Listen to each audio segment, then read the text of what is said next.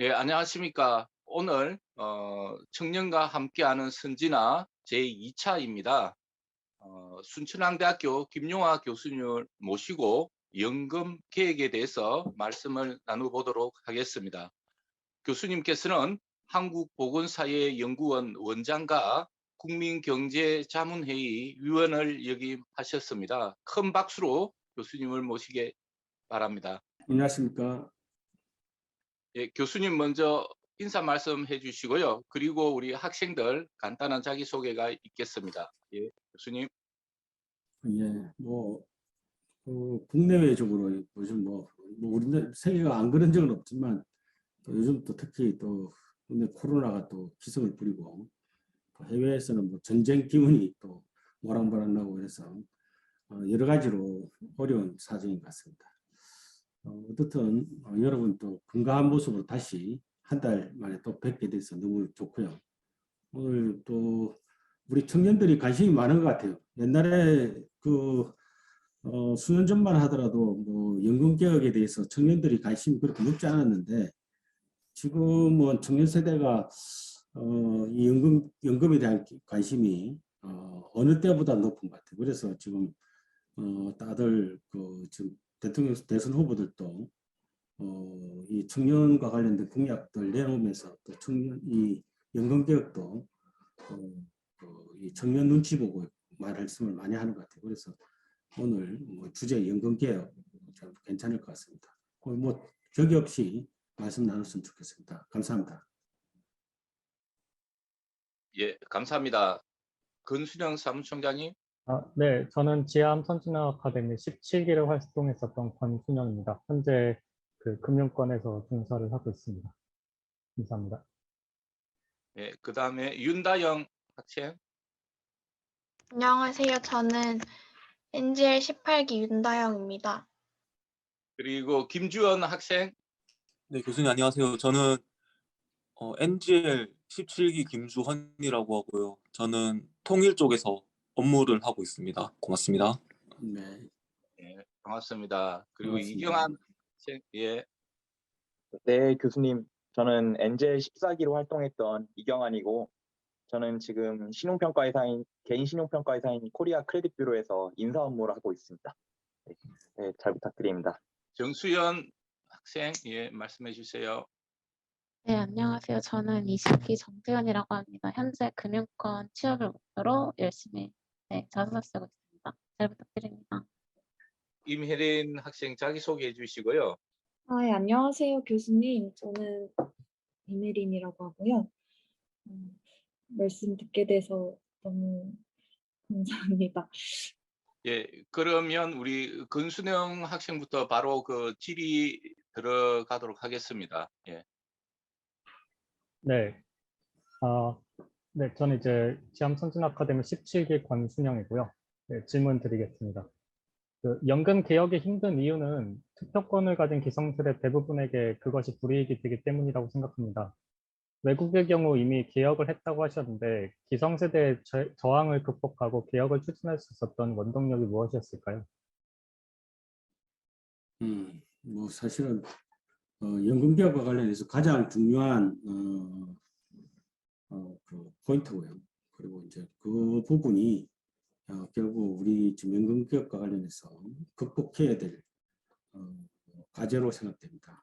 좋은 질문이라고 생각합니다. 연금 개혁 하는데 그렇게 쉽게 조용하게 넘어간 나라는 그리 많지 않습니다. 사실은 유럽의 상당수의 국가들은 상당히 오랜 기간 동안 여야가 또 노사가 경론을 거쳐가지고 합의에 이르기도 하고 또 프랑스 같은 경우에 있어서는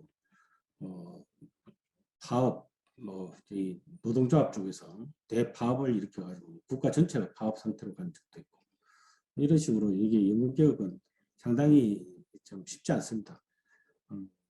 그리고 그럼에도 불구하고 또 쉽게 한 나라도 있습니다. 쉽게 했다기보다는 우리는 이제 외형적으로 쉽게 보이지만 실제는 더 어려웠을 수도 있겠는데 예를 들면 이제 일본 같은 사례는 아주 조용하게 뭐 크게 뭐 이게 파업이라든지 안 그러면 여야가 격돌한다든지 뭐 이런 것이 그렇게 많지 않은 상태에서 그렇게 무난하게 한 나라도 있습니다. 캐나다 경우도 큰 무리 없이 독재한 사례고. 그래서 이제 그러면 이제 무리 이 순탄하게 한 나라하고 그렇지 않는 나라, 뭐 연금 개혁 방향 자체가 달랐다기보다는 좀 이 국가 내지 정부에 대한 신뢰도 이게 중요한 것 같습니다. 예를 들면 이제 정부에 대한 신뢰가 뭐 근데 이 신뢰라는 것도 어떻게 보면 상대적인 것 같아요. 어떻게 보면 일본이 뭐 사실 우리가 보기에 일본이 뭐 일본 자민당 정부가 장기 집권하고 뭐 잠깐 민주당한테 내준 적은 있지만 장기 집권하고 있는데, 그리고 뭐 비리 사건도 한 번씩 터지고 뭐 수상이 비리 때문에 물러나기도 하고 뭐 이런 상황인데 그 나라가 뭐 이렇게 신뢰가 높으냐 라고는 할 수는 있는데, 그런데 이제 일본 사례를 보면은 지금 그렇게 어떻게 보면 국가가 뭐 개별적으로 뭐 어떤 특정 정치인이 비리를 저지르긴 해도 국가가 국민을 팔아먹거나 국가가 국민을 속이지는 않는다. 중요한 정보에 대해서 그런 뭐 신뢰가 있는 것 같아요. 그러니까 이제 정부가 그 연금과 관련된 연금 재정 유기와 관련된 해신에 대해서 진지하게 그 국민들한테 완전히 정보를 공개하고, 또 국민들은 그런 상하에서 불가피하게 선택할 수밖에 없는 그 대안들에 대해서 수긍하고 또 그런 고통을 감수하고 이런 그 절차들을 거쳐서 합의에 이르는 것 같아요. 반면에 프랑스 같은 나라는 어떻게 보면은 상당히 그 우리나라가 사실은 문화나 제도나 뭐 이런 측면에서 봐서는 일본하고 가까운데 국민성은 좀 프랑스하고 가깝지 않나. 약간 라틴 계통에 있는 국가들, 프랑스, 이탈리아 뭐 이런 나라하고 우리나라하고 국민성이 비슷한 것 같은 느낌이 저 개인적으로는 생각합니다. 굉장히 다혈질적이고 감성적이고 차분하게 뭐 이성적으로 판단하기보다는 좀 어떻게 보면은 좀 몰리는 거죠. 그냥 막 들끓 듯이 일어나서 막 그냥 이 비판 대상이나 잡아먹을 대상이 있으면 막 비판하고, 또 이게 국민이 단합할 때 되면 축구 같은 거 할 때 보면 뭐 국민들이 온 나라가 그냥, 특히 요즘 올림픽 같은 거 할 때 보면 뭐 그냥 온 국민이 그냥 합심 단계가 하나가 되고 뭐 이런 약간 이 극과 극으로 가는 그런 부분이 있어요. 그래서 이 프랑스도 좀 그런 측면이 좀 있는 것 같은데, 그런 나라는 이 자기한테 좀 불리하다 이러면 국민들이 막 그냥 정부를 갖다가 막 비판하고 정부를 막 그동안은 정부 믿고 있다가도 막 불신해 버리는 거죠. 뭐 그러면서 막 그냥 연금 개혁하는 것은 고통, 이게 뭐 어느 누구 세대한테 좋은 게 아닙니다. 사실은 지금 청년 세대들은 지금 아까 우리 질문하신 거는 이제 청년 세대한테 유리하다고 생각하는데, 사실 여기에서 이 자리에서 솔직히 이야기하면 청년 세대한테도 고통을 요구하는 겁니다. 사실은 아예 고통 요구하는 거예요. 그런데 그러니까 모든 세대가 다 고통스러운 거예요. 그 이익 볼 수 있는 사람 아무도 없습니다. 그런데 그러니까 이제 뭐 하나가 돼가지고 국가를 갖다가 막 비판하고 뭐 데모하고 야단나는 거죠. 뭐 그렇지만 그런 그 절차를 거쳐서 이제 결국은 개혁은 됐는데 이제 어정쩡한 개혁이 되는 거죠, 계속. 그러니까 프랑스는 개혁했지만 뭔가 계속 뭔가 이 문제점이 남아 있는. 그런데 이제 정부가 신뢰도가 높은 그런 나라 같은 경우에 있어서 뭐 아까 상대적이라 했지만 일본 같은 경우는 뭐 좀 더 보다 근본적인 개혁들이 가능해서 좀 어떻게 보면 순탄하게 가고 있는.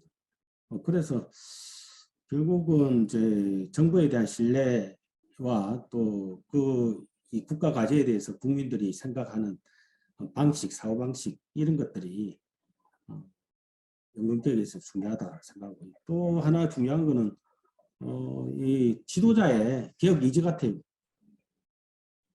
대통령이 연금개혁을 하게 되겠다는, 뭐 국회는 기본적으로 연금개혁 의지가 없습니다. 왜냐하면 뭐 다들 지역구가 있기 때문에 국민들 자기 다시 재선되는 것, 이게 기본적인 목표잖아요. 나라 잘 되는 게 목표인 것도 있겠지만 기본적으로 자기 재선이 목표이기 때문에 국민도 싫어하는 건 안 하는 거죠. 그러니까 일반적으로 국회의원들은 연금개혁에 소극적입니다. 반면에 이제 대통령은 뭐 단임이든 중임이든 자기 임기 동안에 뭔가 자기가 해놓고 가게는 걸 원합니다. 사실은 문재인 대통령이 뭐 사실 개혁 안 하겠다고 개혁 의지가 없다고 지금 비판을 받지만, 사실은 문 대통령도 아마 자기가 임기 동안 이 나라를 위해서 뭔가 위대한 대통령으로 남고 싶을 거예요.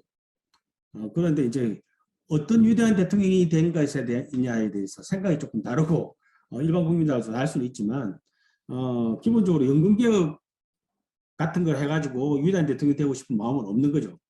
그래서 연금개혁을 해서 나는 훌륭한 대통령이 되겠다 하는 의지를 가진 대통령이 우리나라의 이제 박근혜 대통령 같은 경우 그렇죠. 공무원 연금개혁 해가지고 사실은 사실 굉장히 그 공무원들 반발이 심했고, 공무원 연금개혁은 공무원만 반발이 아니라 사립학교 교직원, 군인, 이런 특수직영연금에 있는 새 연금제도 가입자와 가족까지 합하면 한 400만 정도 됩니다. 400만 표. 400만 표 정도 됩니다.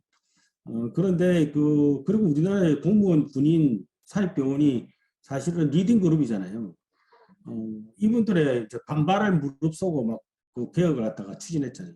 그래서 개혁은 결국 뭐 어느 정도 교육은 하긴 했는데, 어느 정도 지금 또 가정이나 이런 측면에서는 좀 모범적인 측면도 있고 했죠. 그렇지만 이제 그 개혁하고 난 다음에 공무원들이 하고 거리가 생겼죠. 그리고 결과적으로 그것이 이제 탄핵으로 연결되는 시작이었다라고 저는 생각합니다. 그래서 약간 이제 연금개혁이 정권을 갖다가 약하게 만드는 원인이 되기도 합니다. 그래서 그런 측면에서 이제 사실은 연금개혁도 하더라도 상당히 과정이나 이런 것들이 잘 해야 된다 하는 생각을 가지고 있습니다. 사실은 이제 잘할 수 있는 연금개혁 의지는 박근혜 대통령만 하더라도 연금개혁 자체를 하겠다는 이 의지 자체가 나쁜 건 아니고 훌륭한 거죠. 그런데 이제 방법에 있어서 예를 들면 공무원을 갖다 범인 집단, 범죄 집단, 자기 이익만 추구하는 뭐 그런 집단으로 이렇게 언론 전체가 해가지고 자꾸 몰아붙이고 뭐 그런 것들, 그런 것이라든지, 그리고 그럼에도 불구하고 이제 여야와 노사정이 합의해가지고 연금개혁안을 만들었잖아요. 그래서 이제 그게 이제 아주 가장 모범적인 개혁 사례인데, 그랬으면 이제 박근혜 대통령이 그거 갖다가 개혁 합의안을 갖다가 흔쾌히 받았어야 되는데, 합의안을 처음에는 또 반대를 했어요. 여야 합의, 노사정 합의안, 노사정이 어느 정도 동의한 그 합의안을 반대를 해버렸어요. 그러니까 이게 사실은 뭐 그래 다시 논의하라 뭐 이런 식으로 했다가 결국은 다시 밀려가지고 최종적으로는 그 합의한 대로 이제 법안을 통과시켰는데, 사실은 저는 박근혜 대통령이 이제 여야 노사정 합의안이 원래 박근혜 대통령이 원하는 그만큼 100%는 아니 80%, 80점짜리를 하더라도 그 합의안이라면 받았어야 되는데 받지 않고 이거 다시 해라 뭐 이런 식으로 해서 막 한 달 이상을 갖다가 논란이 됐어요. 그러면서 이제 그 과정에서 이제 뭐 누가 잘못했냐 하니까 이제 뭐 유승민이 잘못했고 그 당시에 김무성이 당대표였고 이제 유승민이 원내대표였는데 이 두 사람이 배신했다 뭐 이런 식으로 해가지고 뭐 그 사람들을 갖다가 나쁜 자기들 뜻대로 안 하고 야당하고 야합한 세력이라고 그 당시에 이제 민주당하고 야합한 세력이라고 막 몰아붙이죠. 그러다 보니까 이제 그 저쪽 상대방하고도 공무원 집단하고도 멀어졌을 뿐만 아니라 이 같은 당내 같은 세력 간에 있어서 분열이 그때부터 본격화된 거죠. 그래서 뭐 사실은 이게 그 결국은 탄핵이라든지 이런 여러 가지 문제가 나왔을 때 김무성이나 유승민 세력들이 그 탄핵에 줄을 설게 된 계기가 거기에서 시작됐습니다. 사람들이 이제 연금개혁하고 연결되는 거 잘 모르는데 저는 이제 그 과정들을 갖다 쭉 보고 있었으니까 그래서 굉장히 그 연금개혁이 그 우리 2015년도에 연금개혁이 굉장히 중요한 이 박근혜 대통령의 정권에 어떻게 보면은 이 변곡점이 돼버렸다. 연금개혁 공무원 연금개혁 80점짜리지만 그거 잘했다 그러고 그때 이제 4대 개혁을 이야기했거든요. 공공부문 개혁도 하고 노동개혁도 하고 뭐 금융개혁도 하고 그다음 공무원 연금개혁하고 4대 개혁을 내세웠는데 첫 번째 성공한 것이 이제 공무원 연금개혁이란 말이에요. 그러면 공무원 연금개혁 잘했고 다음은 노동개혁해라 이래가 국회에 또 맡기고 이렇게 차례로 이렇게 맡기면은 각각 80점짜리가 쭉 4개가 다 됐을 텐데 이 한 번 뭐 이렇게 이 국회가 하는 걸 갖다가 막 부정하다 보니까 그 뒤에 노동개혁도 실패, 공공부문 개혁도 실패, 금융부문 개혁도 끝나고 뭐 이러니까 아무 개혁도 못하고 결국은 공무원연금 개혁하는 정도의 것으로 끝나버렸다. 그러니까 그게 이제 정치적으로 굉장히 오류였다. 오류였는데 그 오류를 만든 사람이 내 생각에는 박근혜 대통령 본인보다도 그 밑에 있는 그 수석이나 이런 인간들이 좀 문제가 있었다라고. 예를 들면 자꾸 자기 세력을 강화시키기 위해서 자기 좌파 내에 다른 세력을 갖다가 배척하는데 이런 걸 갖다 이용을 했다. 그래서 그런 수수하게 연금개혁 자체에 또 정치적으로 굉장히 부담이 되는 건데 다른 개혁하고 연결되거나 또 다른 정치적 그 부분들이 연결되면서 굉장히 결과적으로는 나쁜 결과를 낳았다. 아주 좀 안타까운 측면입니다. 그래서 연금개혁은 기본적으로 정책의 문제가 아니라 정치의 문제다. 사실 복지 전체가 사실은 복지 정책의 문제가 아니고 복지 정치입니다. 사실. 그래서 그런 그 역학 구도를 갖다가 이해하지 못하고 정책하면은 반드시 실패하게 돼 있다. 뭐 그런 측면에서 이제 그런 역학 구도에 대한 충분한 이해 위에서 연금개혁을 갖다가 대통령이 의지를 가지고 하면 성공할 수 있다라고 생각합니다. 예, 감사합니다. 다음은 우리 소개 순서대로 윤다영 학생 해주시고요. 그 다음 계속 우리 아까 소개했던 대로 해주시면 됩니다. 예. 네, 교수님 질문 드리겠습니다.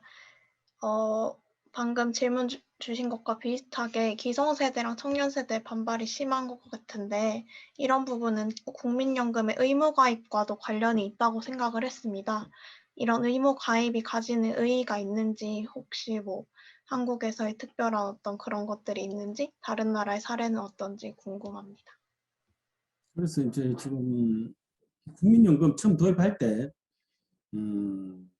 반발이 많았습니다. 우리 노는 우리가 알아서 하는 거지 국가가 왜 나서가지고 이렇게 개입하느냐. 일단 뭐 나중에 연금 받는 거는 좋은데 보험료 내는 게 싫은 거죠. 보험료 부담하는 게 싫은 거죠. 내가 늙어서 그리고 이제 기본적으로 많은 사람들이 그렇게 생각해요. 내 노후는 내가 책임지고 국가가 언제 내 책임질 수 있느냐. 왜 갑자기 내 돈 보험료 내가지고 너 그거 어디 쓰려고 그러느냐. 또 딴 데 쓰려고 그러지. 뭐 이런 불신도 있고. 뭐 그런 과정에서 국민연금 도입 과정부터 사실 순탄치 않았습니다. 사실은 전두환 대통령 시절이기 때문에 국민연금이 도입됐지 전두환 대통령이 아니었으면 국민연금 도입이 힘들었을 수도 있습니다.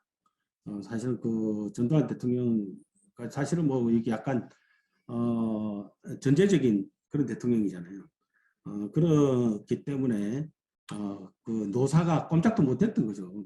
대통령이 우리는 뭐 사실은 이제 국민연금 시작된 게 사실 전두환 뭐 아까 지난번 강의에서도 그 저기 보셨겠지만 84년도에 유럽 선동하고 오면서 유럽의 다른 나라들은 다 선진국도 연금제도 다 있는데 왜 우리나라는 연금제도 아직 없냐?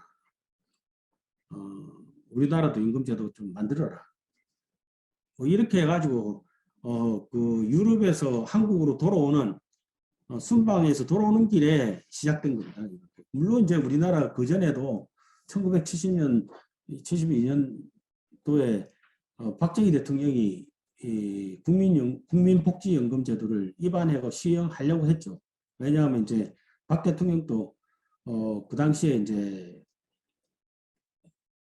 70년대 넘어서면서 어느 정도 60년대의 경제 성장 성과를 좀 봤잖아요. 보면서 약간의 자신감, 우리도 이제 뭔가 그 70년까지만 하더라도 70년 전까지만 하더라도 우리 북한과의 체제 경쟁에서 대부분의 지표를 살펴보면 북한보다 우리나라가 못했습니다. 한 70년 정도가 우리나라가 북한을 경제적 측면에서 이제 그 추월하는 이렇게 이렇게 보면 교차점이 있어요. 70년 대충 이 통계를 보면 60년대, 50년대, 60년대는 북한이 더 경제적으로도 더 나았고 또 어떻게 보면은 성공적인 그런 정책을 했다고 볼 수가 있습니다. 김일성 그 주석이 정신 차리고 처음에 제대로 했을 때죠. 그런데 이제 북한이 이제 뭐 계속 그렇게 됐으면 이제 그 뒤로는 뭐 좀 더 시장 경제라든지 뭐 이런 경제 활성화를 위한 정책들을 해야 되는데 이 그 왕조 정치를 갖다가 계속 이어가면서 이 70년 이후부터 지금 2020년까지 50년 됐는데 성장률이 제로입니다. 성장률 제로. 플러스 될 때도 있고, 그런데 우리나라는 거의 대부분 플러스고 우리 그 5.1 쇼크 때 하고 1980년대 초반하고 그 다음에 1997년 때 하고 그 다음에 2008년 그 다음에 작년 재작년 이때가 이제 우리가 경제적으로 좀 힘들었던 때인데 그 외에는 다 플러스였거든요. 그러면서 이제 우리나라는 지금 그때보다 뭐 100달러도 안 되던 것 같다가 3만 달러 나라를 만들었잖아요. 그런데 북한은 지금 계산을 해보면 50년 동안 제로예요. 성장률이 제로예요. 마이너스 경제했던 기간이 굉장히 많습니다. 그러니까 이제 그러면서 이제 70년에 이제 그 박 대통령이 뭔가 이렇게 우리도 이제 복지도 이제 해야 돼. 경제는 어느 정도 했으니까 이제 복지해 봐야 되겠다 해서 이제 국민복지연금을 처음에 만들었죠. 법안까지 다 통과시켰어요. 그런데 5.1 쇼크가 나면서 중단시켰죠. 그걸 갖다가 이제 다시 살린 사람이 전두환 대통령인데 이제 전두환 대통령은 이제 전제적으로 이제 무조건 노사가 반발하는 대로 밀어붙였죠. 그래서 이제 그 사실은 뭐 다 싫어요. 왜냐하면 노인들도 아직도 그 당시에 많았던 시기도 아니고 그 뭐 굉장히 나라가 젊은 나라였잖아요. 80년대만 하더라도 굉장히 젊은 나라고 각자가 또 국가에 대한 기대를 하는 나라가 상태. 우리나라 지금 현재는 온 국민이 나라만 바라보고 뭐 국가지원금 또 안 주나 재난지원금 100만 원 또 안 주나 이것만 기대하고 앉았는데 지금 그 당시만 하더라도 국가에 대한 기대가 없어요. 국가는 그냥 내한테 세금 떼가지만 좀 말고 괴롭히지만 말아달라. 이 정도가 국민들이. 그러니까 뭐 국가가 보험료 뗀다니까 이거 이 돈 떼가지고 무슨 짓 하려고 그러지? 저거 또 정치 자금 쓰려나? 저거 뭐 이래가 부신해서 사실은 반발을 했는데 전두환 대통령이기 때문에 법안 통과시키기 시작했죠. 그렇지만 이제 그렇게 이제 강제제도로 실시하는 이 연금제도는 기본적으로는 이 자율적인 시장 경제로 봤을 때는 적절하지 않은 거죠. 그럼에도 불구하고 세계 모든 국가가 공적연금 제도를 다 가지고 있어요. 시장 경제를 열심히 하고 있는 미국도 강한 공적연금 OASDI라는 강한 공적연금 제도 가지고 있고, 유럽의 단 한 나라도 공적연금 강제적인 연금 제도 가지고 있지 않은 나라가 없습니다. 왜 그럴까요? 시장 경제를 많이 하는 일본, 미국, 우리 시장 경제 제일 많이 하는 나라가 미국이잖아요. 가장 강한 나라. 그런데 미국조차도 이 소셜 시큐리티, 이게 미국은 국민연금을 소셜 시큐리티라고 그럽니다. 그래서 우리나라하고 쓰는 말이 좀 다릅니다. 우리나라는 소셜 시큐리티 하면 사회보장, 전반적인 광의의 사회보장이란 말 쓰는데, 미국에서 소셜 시큐리티는 국민연금을 이야기합니다. 그런데 그는 그 미국에서 그 강한 이 소셜 시큐리티를 왜 하느냐? 다 하는 것은 뭐 이유가 있어서 안 하겠습니까? 국가마다 다 하는 거. 뭐 다른 나라에 하기 때문에 꼭 하는 건 아닐 겁니다. 기본적으로는 이제 이론적으로 생각해 보면은 우리가 강제적으로 한 이유는 과거와 같이 첫 번째는 사회 구조가 바뀌었다는 거예요. 사회 구조가 옛날에는 농경 사회에서는 죽을 때까지 일합니다. 태어나면서부터 뭐 그냥 저도 뭐 그러고 마찬가지지만 여러분은 어릴 때 별로 일 안 하지만 저는 뭐 초등학교 다닐 때부터 집안일 많이 거들고 했었어요. 그러니까 뭐 그냥 태어나면서 이제 뭐 어릴 때부터 거의 사망 직전에 몸을 움직일 수 있는 상황까지는 다 일을 합니다. 그리고 또 일찍 죽죠. 그러니까 대충 그 일하다가 그냥 마지막에 이제 일을 못할 정도의 한 많으면 2, 3년 앓다가 죽고, 보통은 뭐 그냥 바로 죽기도 하고 뭐 며칠 앓다가 죽기도 하고 뭐 그렇게 죽으니까 연금이 필요가 없죠. 왜냐하면 일을 하니까 자기가 근로기간 동안에 필요한 것들을 자기가 생산해 가지고 자기가 먹고 살 수가 있잖아요. 그런데 산업사회가 들어오면서, 그리고 자본주의가 도입되면서 이제 노사관계가 만들어지고 사람들이 자영업을 하는, 농업을 하는 게 아니라 고용된 관계에 있으니까 정년이라는 게 생기는 거예요. 그래서 60대든가 65세 되면 다 퇴직을 해요. 퇴직을 하면은 이제 뭐 대충 퇴직하고 난 다음에 몇 년 살다 죽으면 관계는 없는데, 문제는 퇴직하고 난 다음에 한참 산단 말이에요. 옛날에는 한 1, 20년 살았고, 또 요즘은 좀 퇴직하고 한 30년 살거든요. 그러니까 이제 문제는 근로기간 동안은 자기가 일을 해서 번 돈 가지고 먹고 살 수가 있는데, 노년기에는 자기가 먹고 살 게 없는 거죠. 그러면 또 한 방법은 자녀가 도와주는 건데, 자녀가 세대간을 부양하는 거죠. 자녀가 그 근로세대에 있는 자녀가 할아버지 할머니 부양하고, 그 다음에 그 근로세대가 노인이 되면 또 그 자녀 세대가 또 노인을 부양하고, 이런 식으로 가족 간 부양을 하는 것이 한 방법인데, 가족 간 부양도 또 깨지는 겁니다. 왜? 애를 옛날에는 6명, 7명 낳았는데 우리 어머니도 9명 낳았거든요. 그러니까 뭐 대충 그 뭐 노후가 걱정이 없습니다. 9명이 다 효자이길 기대하는 하지는 않지만 한두 명만 효자면 먹고 사는 거예요. 먹고 사는 거 관계 없는 거예요. 그런데 지금은 지금 2명 놓고, 응? 지금 결혼도 안 하잖아요. 지금 그런 상황이 되니까 이게 사실은 자녀에 의한 부모 부양도 할 수 없게 된 거죠. 그러니까 이제 자기 스스로 노후를 책임져야 되는데, 대부분의 사람은 노후를 스스로 책임진다고 생각을 합니다. 자기 스스로 노후를 그런데 젊었을 때는 다 내 노후는 내가 알아서 하지, 그렇게 합니다. 그런데 딱 60세, 65세 은퇴할 때 보면은 노후에 대비된 사람은 확률적으로 30%밖에 안 됩니다. 70% 노후 대비가 안 돼서, 젊었을 때는 다 자기는 늙어서 자기가 알아서 할 수 있다고 이야기를 합니다. 그런데 결과적으로 보면은 60세 됐을 때 딱 보면은 30% 정도만 자기 노후에 대한 준비가 돼 있고 70%는 준비가 안 돼 있어요. 그럼 준비가 안 돼 있고 자식이 안 도와주고, 자기가 준비가 안 돼 있고 자식이 안 도와주면 결국은 국가가 도와줘야 되는데, 국가가 어떻게 도와줍니까? 세금을 엄청나게 걷어가지고 또 도와줘야 되잖아요. 그러니까 이제 그 결국은 국가가 연금 제도를 만들어서 노후에 필요한 그 돈을 미리 준비를 해서 살도록 노후에 자기 스스로 살도록 하는 그런 연금 제도를 갖다가 설계하는 것이 사실은 좀 기본적으로 필요한 거죠. 그리고 이제 더 중요한 거는 이제 또 하나의 문제가 있어요. 이제 사람이 노후를 준비한다 하더라도 문제는 내가 얼마나 살지를 몰라요. 자기가 100살 살지, 70살 살지, 근데 65세 뭐 은퇴하고 바로 죽을지 아무도 몰라요.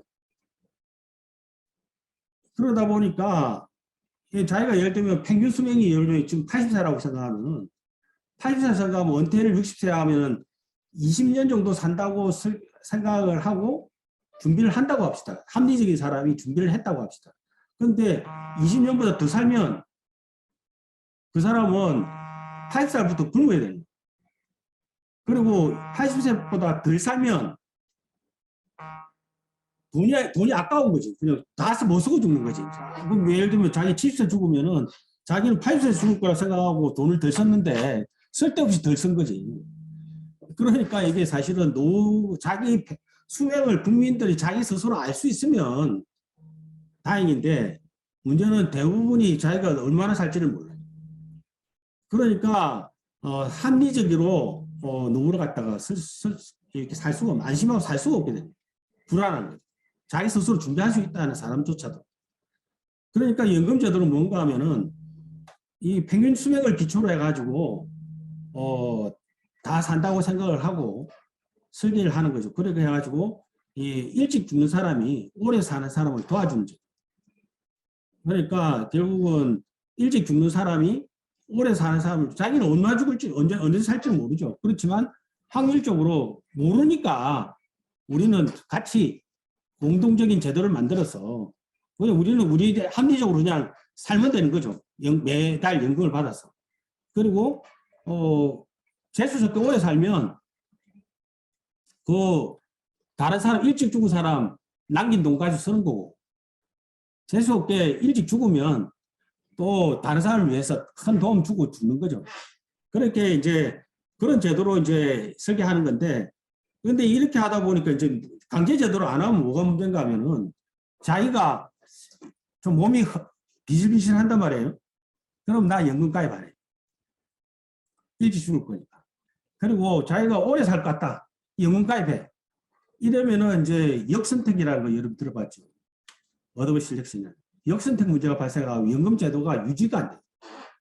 왜냐하면 그 자기가 비리비리하다고 생각하는 근데 사실은 솔직히 말하면 제가 이렇게 관찰을 해보면 비리비리하다는 사람이 더 오래 살아요. 오히려 튼튼하다고 생각하는 체육인들 있잖아요. 운동 많이 하고 그냥 오래 살 것 같죠? 상당히 일찍 죽습니다. 여러분 자세히 보세요. 운동 열심히 한 과거에 뭐 운동 열심히 한 사람들 뭐 굉장히 멋지게 뭐 우럭부락한 사람 오래 산 사람 별로 못 봤을 겁니다. 생각보다. 그러니까 근데 어떻든 역선택 문제가 있기 때문에 역선택을 방지하기 위해서는 강제제도를 해요. 그래서 뭐 한 가지는 이제 뭐 사회구조, 경제구조 뭐 여러 가지로 이 노령화 때문에 어떻든 국가가 이렇게 나설 수밖에 없는 그런 상황이고 개인적으로 보더라도 합리적인 노후 소비를 위해서는 오히려 우리가 공동 제도를 공유하는 제도를 만들어서 함께 리스크를 공유하는 것이 인생을 갖다가 얼마나 살지 모르는 인생을 갖다가 행복하게 사는 방법 중에 하나다.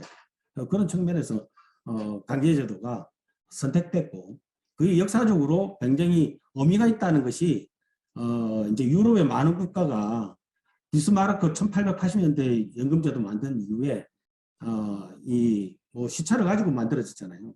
그런데 쭉 1880년부터니까 지금 뭐 140년 정도 됐는데 보니까 뭐 합리적인 선택이었다라는 것이 정리가 되니까 많은 국가가 도입되고 강제제도를 도입하고 유지하고 있습니다. 네. 답변이 너무 길었죠. 네, 김주원 예, 시행해 주십시오. 질문. 네, 질문 드리겠습니다. 국민연금의 고갈은 저출산 고령화 사회에서 도저히 막을 수 없는 현상이라고 봅니다. 그러나 저는 정치인들이 이제 표를 의식해서 과감하게 개혁을 할 수가 없다고 이렇게 보는데요. 이러한 위험 부담을 감당하기 위해서 연금저축이나 개인형 퇴직연금 제도 같은 걸로 이제 세제 혜택을 늘리는 등의 다른 방안을 마련해야 할 것 같습니다. 교수님의 고견을 한번 들어보고 싶습니다. 어쨌든 이제 뭐 그 강제제도인 연금제도는 필요하다는 걸 조금 전에 설명을 했고, 그런데 그 강제적인 연금제도가 충분하지 않은 거죠, 사실은. 충분하게 설계하기에는 뭐 고령화가 너무 심각하고 힘드니까. 그래서 이제 사실은 이제 우리가 국민연금제도는 노후에 필요한 생계비의 한 절반 내지 한 3분의 1 정도 준비하기 위한 제도라고 생각하면 됩니다. 그러니까 최저 생계비 이 정도를 마련하는 게 국민연금이죠. 우리 많은 사람들이 이제 국민연금을 통해서 국민연금이 충분하지 않다, 노후에 턱없이 부족하다 하면서 보험료는 내기 싫고, 사실은 뭐 충분하게 받으려면 보험료를 엄청나게 내야죠. 그런데 충분하게는 받고 싶은데 보험료를 내기 싫은, 뭐 그렇게 단순하게 생각하면 이렇게 생각하면 됩니다. 30년 일하고 30년 연금 받는다 생각하면 한 달에 100만 원 연금 받으려면 한 달에 100만 원 보험료 내야 되는 거죠. 이자하고 물가상승률 계산 안 하면. 그렇지 않습니까? 단순하게 생각하면 그렇지 않습니까? 안 그렇습니까? 30년 근로하고 30년 연금 받으려면 30년 동안 매달 100만 원씩 받으려면 30년 동안 매달 100만 원씩 보험료 내야 100만 원 받을 수 있는 거 아니에요. 그런데 자기는 지금 200만 원 받고 싶은데 보험료는 30만 원 내고 있는 거죠. 그러면서 이제 연금은 턱없이 부족하다고 이야기하고 보험료는 여전히 부담된다고 이야기하는 거예요. 말이 안 되는 소리를 하고 있는 거예요. 그래서 지금 문재인 정부에서 자꾸 이제 100만 원 연금을 받도록 해야 된다고 자꾸 주장하는데, 100만 원 연금 받으려면 그냥 100만 원 보험료 내야 되는 겁니다. 그 100만 원, 그러면 물가 가치라든지 이런 걸 감안하면 그때 내가 연금 받을 때 100만 원하고 내가 지금 보험료 낼 때 100만 원 다르니까 실제로 100만 원 이자 붙이면 다르지 않냐 이렇게 생각하는데, 제가 말하는 그 100만 원, 100만 원이라는 것은 실질 가치를 이야기합니다. 예를 들면 내가 지금 100만 원 적립할 때 그 100만 원하고 내가 연금 받을 때 그 100만 원이 실질 가치가 같으려면 이자만큼 더 붙어야 돼요. 무슨 말인지 알겠습니까?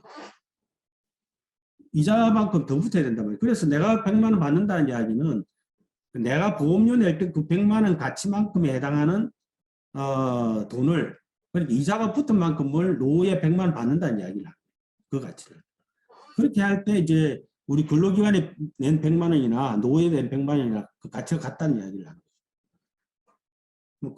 그렇게 이제 생각을 했을 때 사실은 우리가 공적연금으로 부담할 수 있는 게 그렇게 높지 않은 거죠. 왜냐하면 그 국민연금으로 보험료를 100만 원 낼 수 없잖아요. 지금 평균적으로 한 300~400만 원 번다 해서 국민연금 보험료는 100만 원 내고 어떻게 먹고 살아요?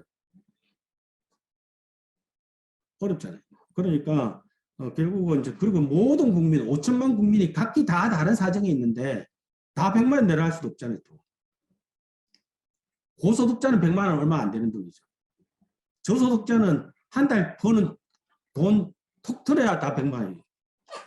그죠? 그러니까 사정이 다 다른데 또 똑같이 100만 원 이야기도 할 수 없는 거죠. 그러니까 한 적정 수준 정도로 이야기를 하는 거고, 또 소득 전배 기능까지 이야기를 하는 거고, 그렇게 해서 이제 우리가 설계를 하는 건데, 그러다 보니까 사실은 이제 제가 이렇게 여러분한테 여론을 물어보면 노후에 한 달에 얼마 필요하냐 하면 한 200만 원 이야기.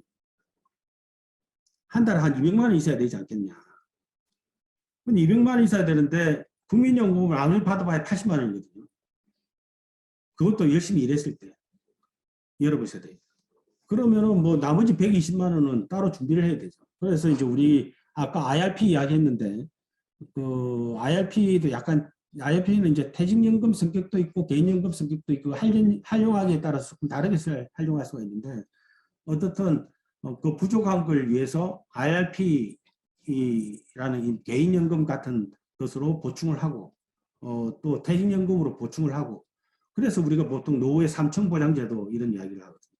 그래서 한 80만 원 정도는 국민연금으로 그 다음 120만 원 중에서 한 5, 60만 정도는 60만 정도는 퇴직연금으로 또 한 60만 정도는 개인연금으로 이렇게 준비를 하면 한 200만 원을 갖다가 설계할 수 있고 좀 더 여유로운 노후 생활을 원한다 그러면은 뭐 예를 들어 300만 원이 필요하다 하면은 개인연금이나 이런 것을 갖다가 더 준비를 하면 되는 거죠. 그 각자의 능력에 따라서 그런 측면에서 IRP 같은 거 필요하긴 필요하고 중요한 건데 이게 대체적인 게 아니라 국민연금을 대신해서 IRP 할 수 있다는 게 아니라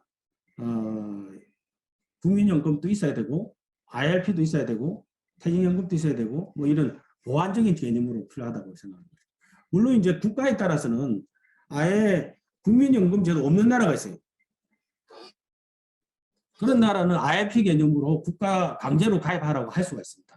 대표적으로 이제 싱가포르라든지 홍콩이라든지 지금 가까이 인근에 있는 중국도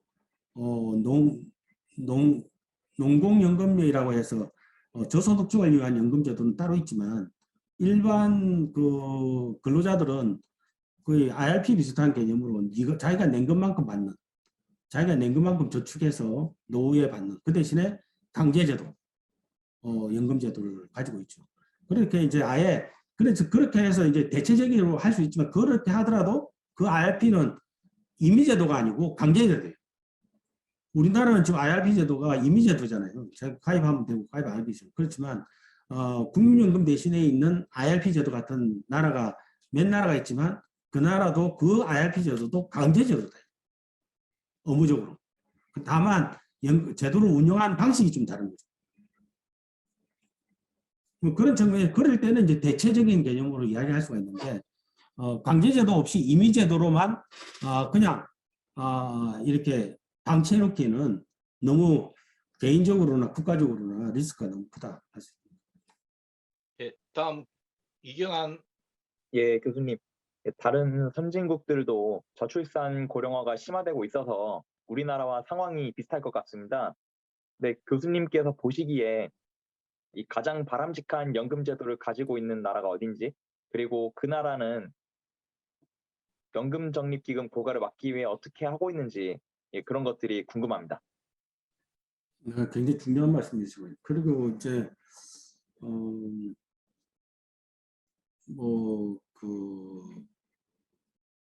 각 나라마다 어느 나라 연금제도가 좋다 나쁘다라고는 할 수는 없을 것 같아요. 각 나라의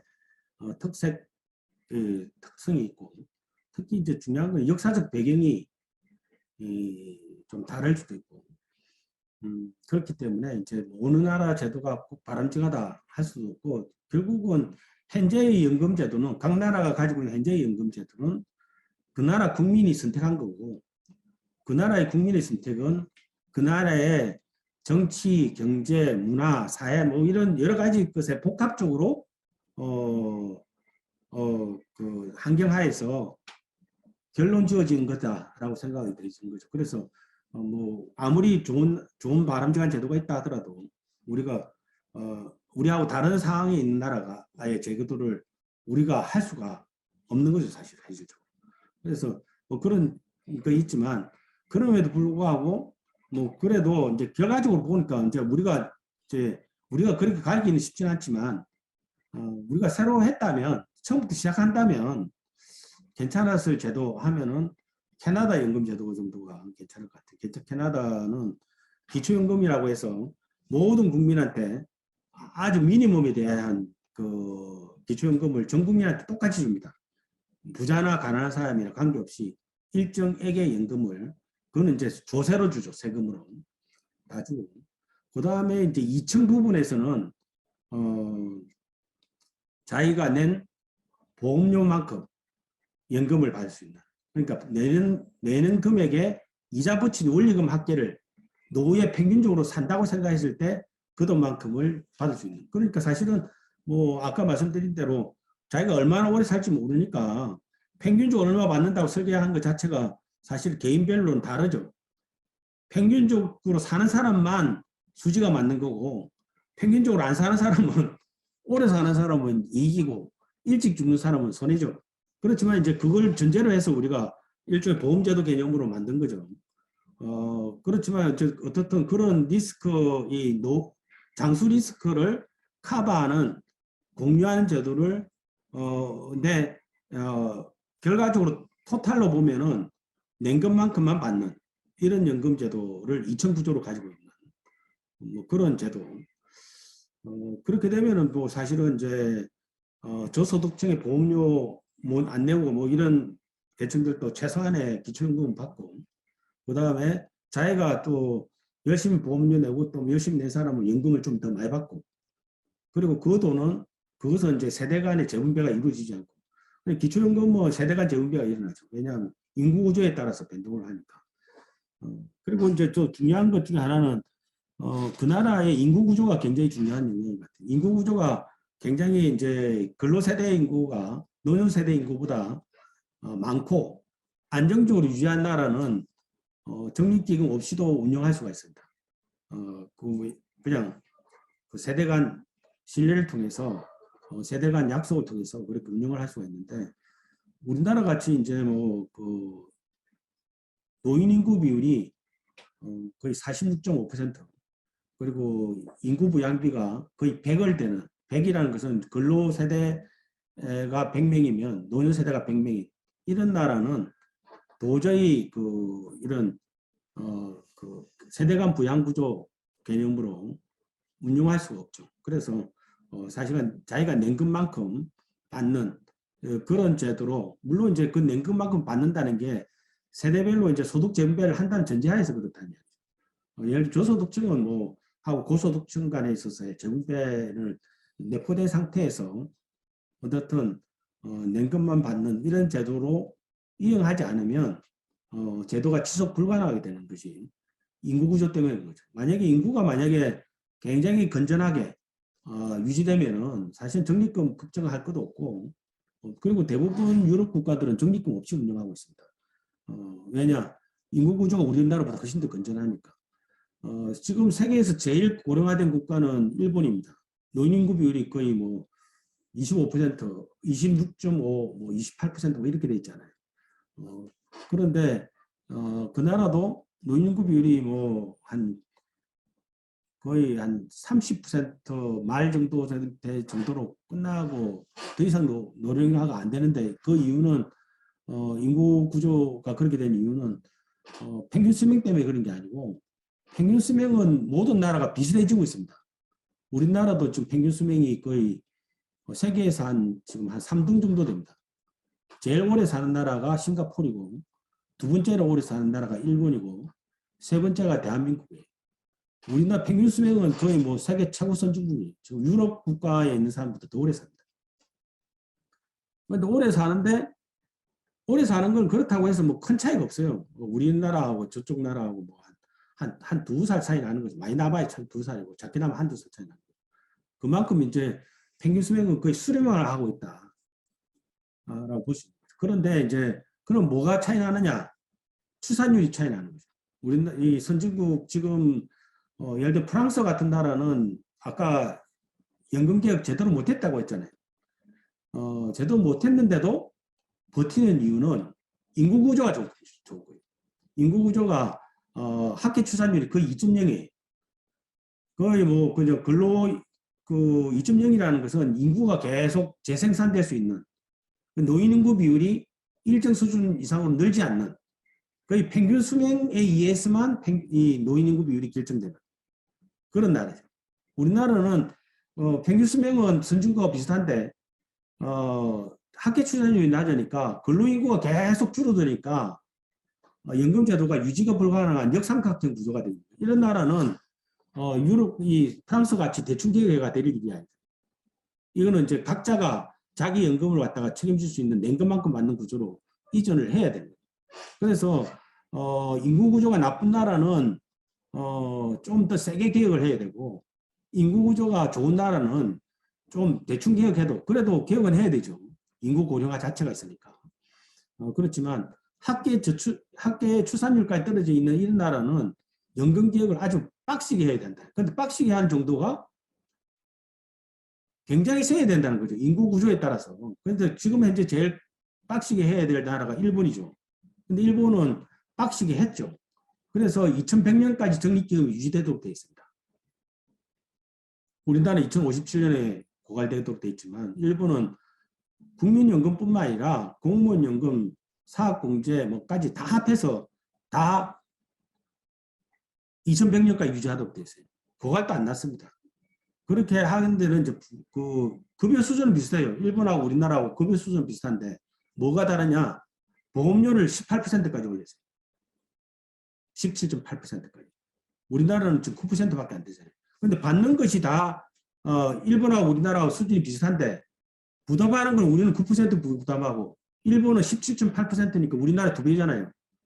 그러니까 수익 균형이 되려면 어떻게 해야 되는 거예요? 보험료를 17.8% 수준으로 올려야 되는 거죠. 받는 거 똑같은데 보험료만 절반 내는데 평가 안 날 수 있습니까? 인구 구조가 아무리 나빠져도 낸 것만큼만 받는 구조면은 문제가 없어요. 그런데 인구 구조가 나쁜 나라는 낸 것만큼 받는 구조로 바꿔야 제도가 지속 가능하다는 거예요. 그리고 우리나라는 세계에서 가장 최악의 인구 구조로 나아가고 있기 때문에 가장 빡시게 해야 된다. 일본보다 더 세게. 그래서 이제 그런데 뭐 일본보다 더 세다는 게 뭐 사실은 일본만큼만 일단 1차적으로 해도 되는 건데 어떻든 빨리 해야 된다 하는 그 과제를 지금 안고 있다라고 할 수 있습니다. 뭐 그래서 이상적인 모델은 캐나다고 현실적으로 우리가 벤치마킹 해야 될 나라는 일본이다. 왜냐하면 일본이 인구 구조 측면에서 고령화가 지금 현재 세계 최고령 국가라는 점에서 그렇고 우리나라 경제사회 제도가 일본을 벤치마킹하는 경우가 굉장히 많고 더더구나 제일 중요한 것은 우리나라 국민연금 제도가 일본이 연금개혁 전에 연금개혁을 일본의 연금제도를 카피한 제도예요. 우리나라 국민연금제도가 수수한 게 그냥 우리가 새로 만든 게 아니라 일본의 연금개혁 이전에 연금 그 제도를 그대로 100% 카피를 한 거예요. 그러니까 그런데 카피했는데 일본은 카피한 그 일본 제도는 바뀌었는데 우리는 카피해놓고 일본 제도 안 따라가고 있는 거죠. 그럼 문제가 생길 수밖에 없죠. 카피했으면은 카피한 대로 딴 나라가 하면은 우리가 원래 원본이 바뀌면은 카피한 나라도 같이 바뀌어야지. 카피한 나라가 다 바꾸고 있는데 우리 혼자 버티고 있는 거죠. 그래서 이제 뭐 그런 측면에서 우리가 현실적으로 제도 개편의 입장에서 봤을 때 벤치마킹해야 될 나라는 일본이다 할 수 있습니다. 네, 감사합니다. 정수연 학생 말씀해 주세요.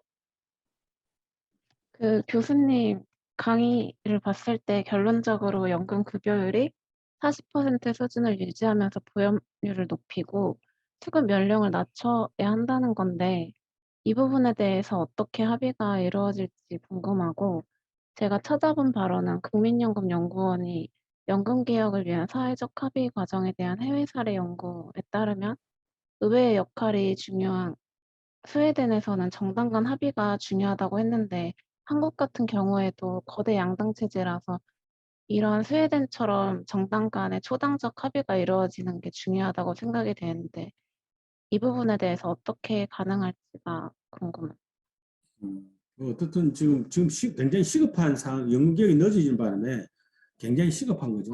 스웨덴은 9년간 논의를 했는데 국회에서 우리 9년간 논의를 하면 안 됩니다. 지금 굉장히 시급한 상황으로 지금 몰려 있는 상태고요. 그리고 이제 스웨덴은 정치 체제가 어원내각제이기 때문에 말은 국회인데 정부가 국회예요. 그래서 그 다수당이 에서 수상이 나오고 그 수상 중심으로 나라가 운영되잖아요. 그러니까 사실은 이제 뭐 그런 이제 스웨덴은 국회 중심으로 한다 하는 것은 결국은 그게 뭐 모양상으로 논의상으로는 그렇게 하는 건 맞는데 우리나라도 사실은 지금 대통령제지만 국회를 법이 통과돼야 하니까 국회 역할이 중요합니다.